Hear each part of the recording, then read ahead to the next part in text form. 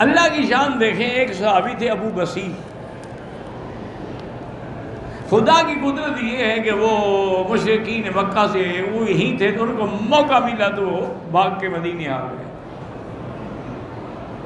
مشرکین کو بھی پتہ لگ گیا کہ ابو بصیر بھاگ گیا ہے، انہوں نے کہا چلو دیکھتے ہیں، آزمائش کرتے ہیں، حضور وعدہ پورا کرتے ہیں، ہمارے ساتھ جو حضور نے معاہدہ کیا ہوا ہے آپ اس پہ قائم ہیں۔ تو ان نے اپنے 2 آدمی بھیجے حضور کی خدمت میں کہ جی ابو بصیر ہم سے بھاگ کے آپ کے پاس آیا ہے، آپ سے ہمارا معاہدہ ہے، آپ واپس کریں۔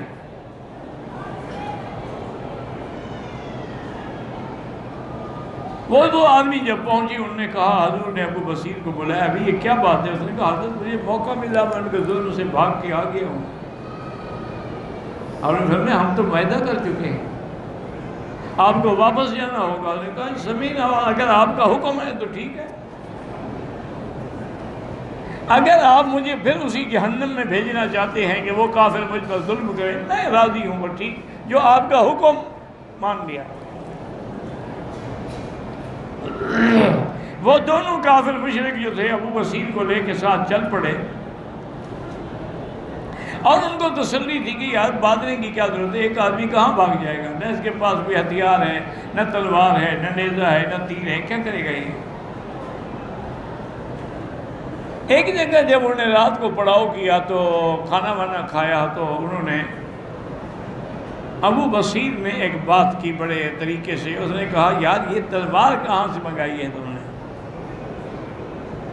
اور نے کہا یہ تو بڑی قیمتی تلوار ہے، میں نے اتنے پیسے خرچ کیے ہیں، یہ تو سیوف الہند سے، ہند سے، انڈیا سے ہے، اس وقت بھی تلواریں ہندوستان سے جاتی تھی، اسی لیے سیف الہندی مشہور تھی۔ عود الہندی، اتنے عود بھی ہندوستان سے جاتا تھا۔ تو اس نے کہا یار تلوار تو بڑی خوبصورت ہے، کیا مجھے دکھا سکتے ہو، دیکھ لوں میں؟ انہوں نے کہا دیکھو کیا ہے، وہ غرور میں دیں گے، ہمارا کیا کر سکتا ہے، قیدی ہے ہمارا۔ تلوار ادھر ادھر کر کے دیکھیں، ماری تلوار ایک ہی گردن اڑا دی، دوسرا بھاگ گیا۔ وہ بھاگ کے پھر حضور کی خدمت میں آیا، ابو بصیر بھی وہیں آ گئے۔ انہوں نے کہا حضور آپ کے ساتھی نے تو ہمارا آدمی قتل کر دیا ہے، اب اس کو واپس کریں، باندھ کے واپس کریں۔ تو ابو بصیر نے کہا یا رسول اللہ دیکھیں آپ نے وعدہ اپنا پورا کر لیا کہ نہیں، کہ مجھے واپس بھیج دیا، اب اگر میں اپنے زور سے بھاگ کے آ گیا ہوں، اب مجھے آپ واپس نہیں کر سکتے، یہ معاہدے میں شامل نہیں ہے، میں نے ان کا بندہ مارا ہے، ان کو کہے مجھ سے بدلہ لیں۔ حضور نے کہا کہ یار تم مسعر حرب، تم تو جنگ بھڑکانے والے آدمی ہو۔ انہوں نے کہا حضور میں جا رہا ہوں مدینے سے۔ ابو بصیر مدینے سے نکل گیا، اور اس نے یہ کیا کہ مکے اور مدینے کے درمیان میں رابق کے مقام پر جہاں ساتھ سمندر آگے ملتا ہے، اس جگہ اس نے آ کر اپنا ڈیرا لگا لیا، وہاں جھوپڑی بنا لی، اور مکے میں، طائف میں ہر جگہ پیغام بھیجے کہ جو مسلمان مشرکین سے بھاگ کے آنا چاہتا ہو مدینے نہ جاؤ، حضور واپس کر دیں گے، میرے پاس آ جاؤ۔ آدمی بڑا سمجھدار، چند دنوں میں ماشاءاللہ اس کے پاس تو جماعت بن گئی۔ انہوں نے کہا آپ ایسا کرو کہ باقاعدہ سمندر کے کنارے پہرا دو، جب بھی کوئی قریش کا قافلہ آئے نا لوٹ لو ان ظالموں کو، ان نے ہمارے ساتھیوں پہ ظلم کر رکھا ہے۔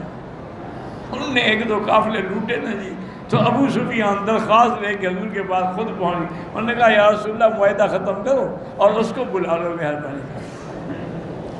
تو اب تو ہم تک کوئی گندم کا دانہ بھی نہیں پہنچتا، وہ تو راستے میں لوٹ لیتا ہے۔ اور میرا تو اس میں کوئی نظریہ نہیں ہے نا، میں نے تو اس کو پکڑ کے دے دیا تھا۔ انہوں نے کہا حضور بس اب یہ معاہدہ ختم۔ تو انہوں نے معاہدہ توڑا، لیکن حضور پاک نے نہیں توڑا، حالانکہ معاہدہ کافروں کے ساتھ تھا۔ اسی طرح میرے مدنی نے یہودیوں سے بھی معاہدہ کیا، اس کو میثاق مدینہ کے نام سے آج بھی وہ کتابوں میں محفوظ ہے، اور اس میں بھی یہ شرط تھی کہ ہم آپس میں بھی جنگ نہیں کریں گے اور ایک دوسرے کے دشمن کی مدد بھی نہیں کریں گے، بلکہ مشکل میں ایک دوسرے کی مدد کریں گے۔ حضور اپنے وعدے پہ قائم رہے. ان ظالموں نے کیا کیا کہ ایک آدمی قتل ہو گیا. حضور نے یہودیوں کے بڑے بڑے سردار جو تھے کعب بن اشرف ان کو بلایا. ابھی معاہدے میں ہے کہ تم مدد کرو گے,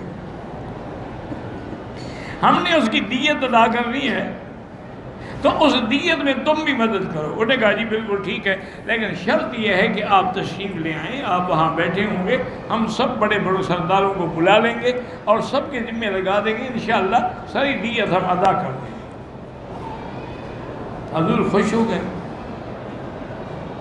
ان ظالموں نے کیا انتظام کیا کہ وہ جو قلعہ تھا نا کعب بن اشرف کا, اس کی دیوار کے سائے میں حضور کے بیٹھنے کے لیے جگہ بنائی اور اوپر 2 آدمی چھپا دیے کہ پتھر لے کے کھڑے رہو, جب حضور نیچے بیٹھ گئے تو اوپر سے پتھر مار دو.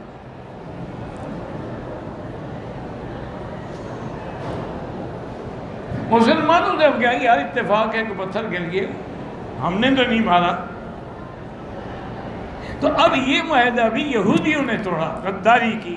آپ جا رہے تھے کہ جبریل آ گئے, اللہ نے حکم دیا کہ مت جائیں, انہوں نے آپ کو قتل کرنے کی سازش تیار کر رکھی.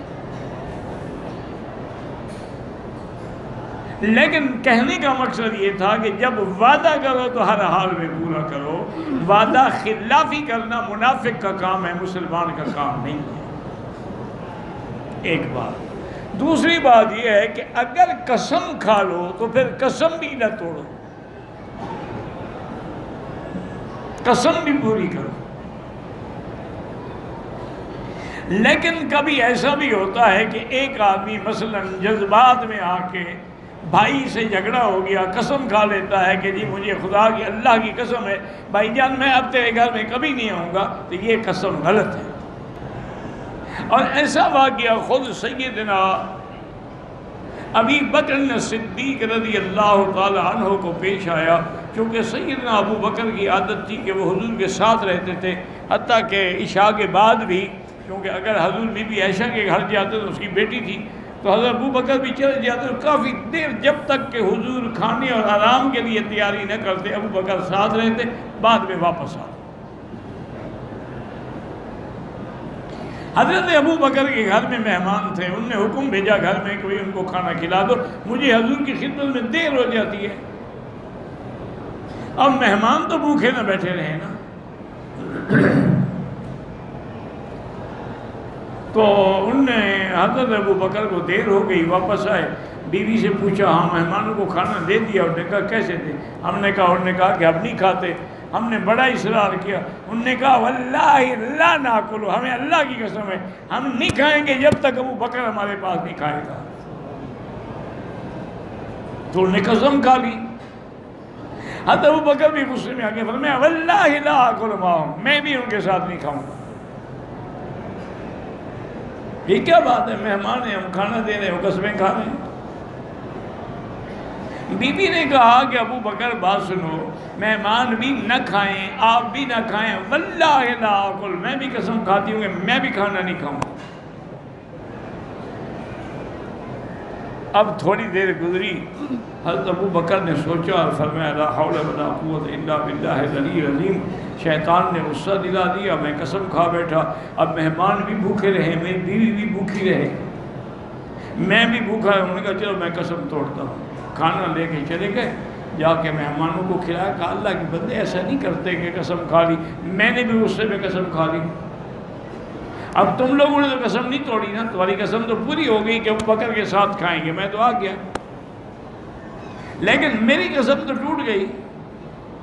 بیوی کی قسم بھی نہیں ٹوٹی, اس نے بھی یہی کھایا, جب تم نہیں کھاؤ گے میں نہیں. جب انہوں نے کھا لیا تو بیوی کی کوئی قسم نہیں, صرف حضرت ابو بکر کی قسم ٹوٹ گئی.